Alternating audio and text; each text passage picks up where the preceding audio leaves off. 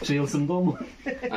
Ale musím říct, že Vaďa musím pochválit, že dostal úkol, přijezl hotový v KEDu a přines na 3D tiskárně udělaný model toho, co dělal. Místo, aby to doma frézoval, tak to přines udělaný. Nemám doma, bohužel, teď musím to udělat. Takže ten je, myslím si, že on akorát potřeboval tu praxi teďko, to, co viděl.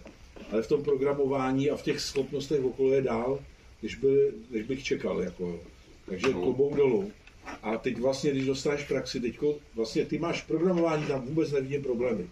To, že to děláš si po svém, to není problém, protože to funguje. Jo? Dělám to normálně. Takže to není problém, ale důležitý je to, že fakt máš nadhled, že ti to šlo hrozně rychle.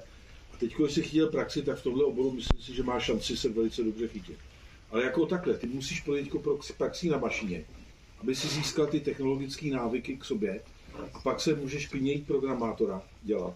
A ten programátor to je velice dobře placený. Jo? A to už vlastně ty tohle hodně umíš. Jo? Takže klobouk dolů. Pochvála. Tak a pan Lukáš Nikola. Lukáš,